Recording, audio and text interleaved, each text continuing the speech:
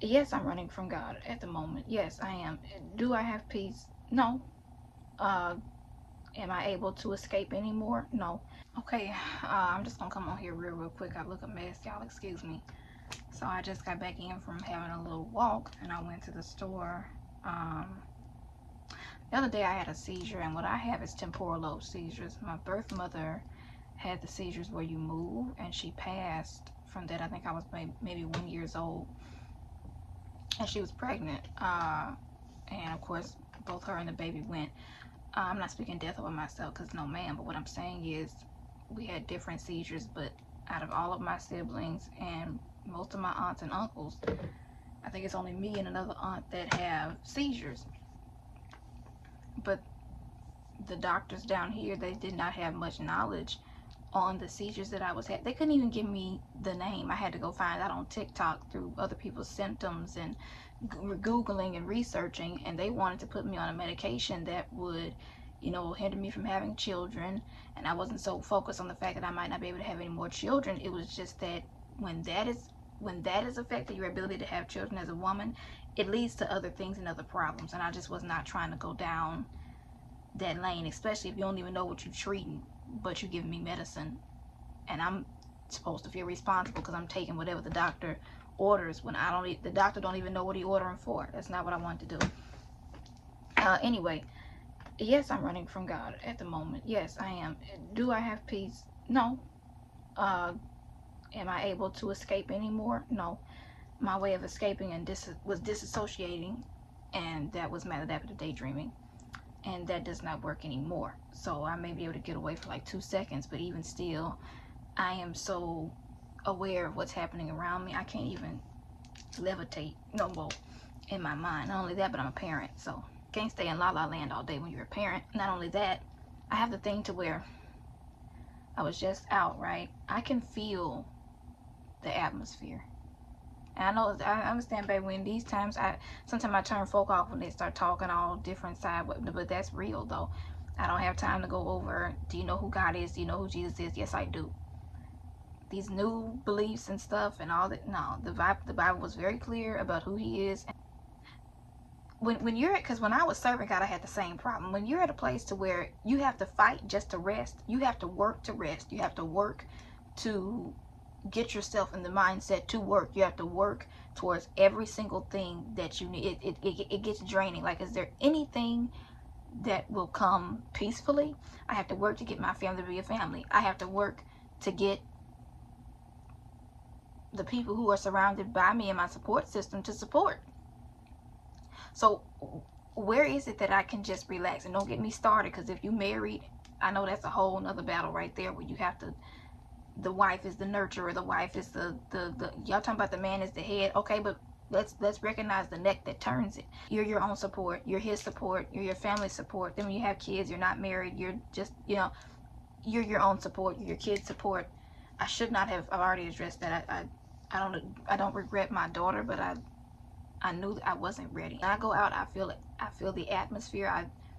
I've never been able to get somebody to understand it. So what I'm saying is, like, it's a certain feeling that I get. I'm there, but I'm not there. Like, I'm trying to be as present as possible,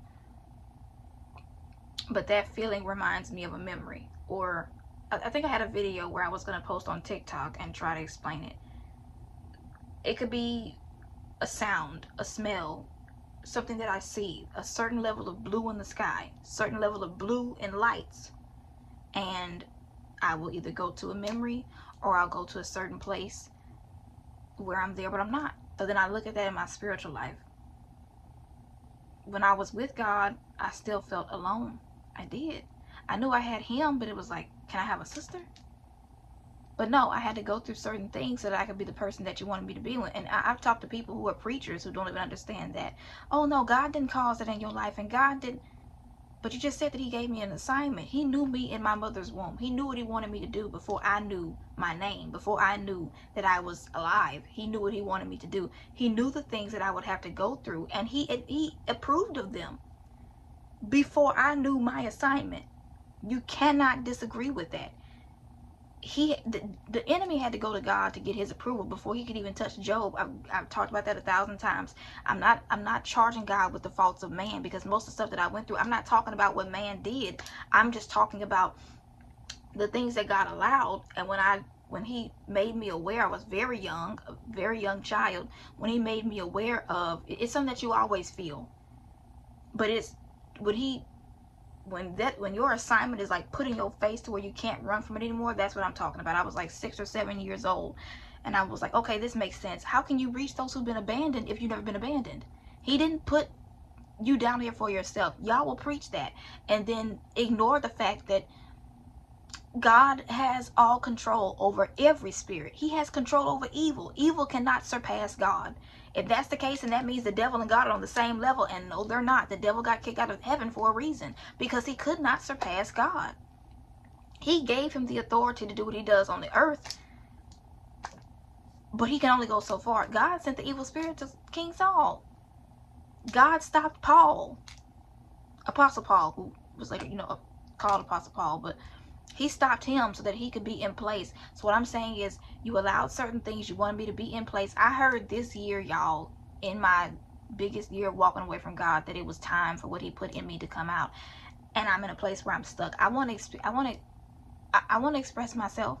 And I know what it's like to build a life. I'm not the type of person. I don't want to be drinking every night. I don't want to go to the club. I like the jazz club or something where we getting together singing, and I like family. I don't want to be outside all the time. I'm not trying to go off the rails. God, can I just express myself? Can I sing about love? Can I write the things I've always wanted to write? Can I have peace? Can I have a moment to breathe? Because I have to get to that side where I can rest. I got to fight first, and then by the time I get there, am I gonna be so wore out that I can't rest? Like, I don't even think it's the seizures that I'm having anymore, because it has never taken me more than 2 days to get over a seizure.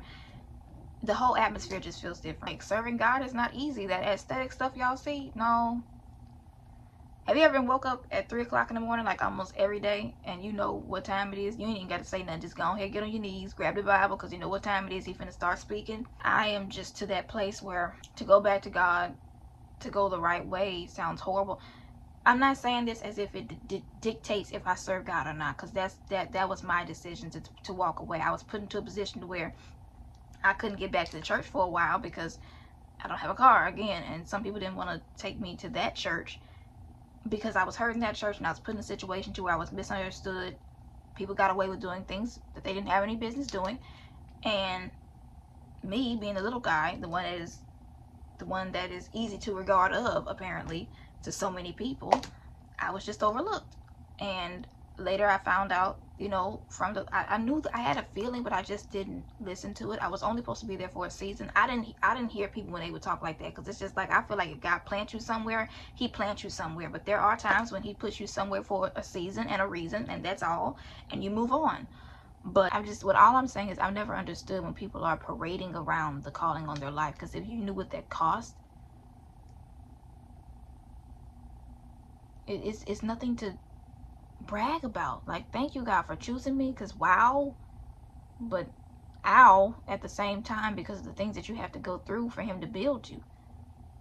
But what do you do when everything around you seems like it's either dying or already dead? I have to live life. I have to find something in me again. I'm having to fight for life. I'm gonna have to, something in me has to raise up to where I'm pouring out on this person, or I'm water here and God will give the increase. Some plant, some water.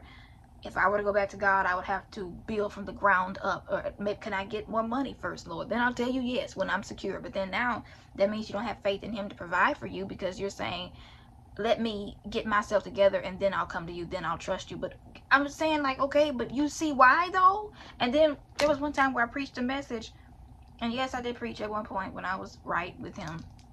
Apparently I was not ready. But when Moses was like, but God, my speech impediment, I got that part. I need for you to just tell me yes. I already got somebody to help you. Okay, cool. I'm trying to get to that place, Lord, but you see everything I'm surrounded by, and it's kind of hard to trust that you're going to have my back or have my all, because you're God, because you ain't going to just have my back. You got all of me, but it's hard to give you all of me when so much is pulling at me. When people have support systems, they have a complete, it's completely different. I've talked to people in ministry who are surrounded by family that is active in their life, and they sound completely different from those who are being called to pray but not called to be prayed for. Like, why is it so hard to have a family in these days? Like, what is so hard about family? Why is it so hard to have a sister? Why is it so hard to have a brother? And I've already talked about the things, how incest kind of did things to my brain, because I'm like, me have a brother? And then if you're not, you know, married and you're trying to serve God, baby, I was fasting, like giving God my all. Ovulation week still happens. I understand the enemy's plan is to make me just stay there and to miss out on what God has for my life, because I'm staying in the what if, and how, and all God wants me to do is just say yes and everything will align. I get that. I live with a prayer warrior. There's only so far I can run. I literally talk to my pastor. People have seen the stuff I post. People have seen, you know, the person I've become, and, you know, being lesbian and all of that stuff. And I was telling my pastor, like, I mean, I'm trying to run. He was like, you ain't doing a good job, because I literally cannot get out of, I'm stuck. I'm surrounded by holiness people, but the love and support and the my mom is amazing. I'm just saying, my mom's 82. Like, God did what he had to do to get me into a safe place to where I would be raised in holiness. But I wish that I could have the experience of having, I don't even think it's like an age thing. Everybody around me is already old. So, like, with my biological family, we don't really talk. So, like, tell God yes and just be out there on your own by yourself. Why would I do that? Like, I already feel alone, right? So why? And to feel alone while you're trying to please him, denying your flesh, like, this can't even come when I'm with God. All that bright lipstick and all the chest out and the long nails and the expressing yourself through hair color. No, I don't want to be somebody that is seductive or somebody who is led by my flesh or by my desires. If I'm going to serve God, I'm going to serve him completely, all in. Literally all of me is gone. So to make that decision to where it's like, this time I'm stuck with you, Lord, like, ain't no going back. Yeah, I don't know. I'm gonna be real with you. I don't know, man. Like, this is what I'm saying. It don't matter where I could find myself just talking to somebody at Walmart, and then all of a sudden they'll start venting about the things that are happening with them. I've had that my entire life. You could be grown. I was in middle school and I had grown-ups talking to me like I'm a counselor. I'm not saying that pridefully, because it does something to you when you're not in place with God. It's like, I can only help them so much. I can't send you to the one that'll really help you, because I'm mad at him. I'm still asking questions. I can tell you the scriptures to go to, but the root of the problem is, can you serve him even through the things that hurt while you're hurting? Can you serve him? Psalm 42 helped me a lot when he said, where are you? And then he said, God, why? But then before he got out of that, David said, soul, why are you quiet? He may not have gotten an answer from the Lord right then, which you can see in scripture, but he still chose to command his soul to praise. To command his soul to praise means he had to command his soul to stay holy before God, meaning even when I don't see you, when I don't feel you, I have to think about when I did. He said, I cannot see you now, so I'm going to remember you from the land of Mizar, from the hill of Jordan. Is that right? Or the land of Jordan, the hill of Mizar, whichever one. That goes in line with this, I recall in my mind, therefore will I hope in God, in Lamentations 3. It is literally a choice. You have to fight to rest. I'm going to have to fight in my thoughts, deny my flesh, lay down those thoughts, to cast them down, and choose to serve God, choose to stay there, even though I feel alone, even though I feel I'm in pain, I'm tired, I'm drained, the assignment is heavy. So, I mean, like, and then, okay, maybe you was like me, you had the thoughts of, well, what if I get more money before I come back? I'll come back, God. Just let me get straight, let me get on my feet. Well, what if that was the enemy's trick to make you feel like you don't need God no more? Because you got it, you know? Now, I'm not saying you have to be broke to serve God, but I really do think sometimes God, he uses lack to show you how he can provide. But then my other problem with God was, you know, you God. So it's like, When people, well, how can you, he is God, how can you ask him? And he know he God. He knows that you wanted me to trust you as a father. So I should be able to bring every thought, every deep question, every, like, why would you let this happen? You knew what that was going to do to me. Well, he just believed that he'll use it for your good. How is rape going to be for my good? Okay, but that wasn't God's fault. That was man. It still affects my relationship with God because it affects how I go through life now. Y'all don't know people get pregnant from rape? Like, y'all don't, like, it's not just pregnancy, but do you know the things that happen to your mind? Do you know the things that you can carry through? Well, that's up to you. You got to forgive and you got to let go. Do you have the authority to tell me what age I should be released? Like, do you know what it did to me? No. I can't tell you that you 48, you ought to be over that now. It sounds right because you 40, oh Lordy, but I don't know how that affected you. I'm not you. I don't know the things that you had to go through, the things that you dealt with mentally, the counseling agencies that failed you, the medicines that didn't work, the things that you had to try out just to numb yourself. I don't know what you had to go through. How can I tell you? All right, that's really all I had to say. I'm running right now. I thought I was going to sound more profound because sometimes I can get on here and really, but today I'm drained, I'm tired, I'm feeling everything, people's spirits, people's problems. Like, I should have told this person about the Lord, and I'm out of line myself. When you literally are just at nothing, I don't know where I fit in the church. I don't know where I fit in the world. I'm too traditional or too old school for the church, and then when you get into the world, you don't fit because, child, you sitting up here wearing a you trying to wear your outfit from Convocation 2019 to the club. I know I get on here sometime with stuff like this, but when I'm out in public, like, I know that's social media, but if I'm going out in public, child, I don't want everybody looking at me like that. Yes, I will show up to the club with my missionary fit on, but then it's you know you're not in place. You're just trying to find something to blind you, to blur your vision so you don't have to focus. But I mean, that's where I'm at right now. I want to be who he called me to be. I want to, you know. But then I look at the stuff that I've done. You're never too dirty to take a bath. I get it. These are all excuses. I understand that, but they're real. So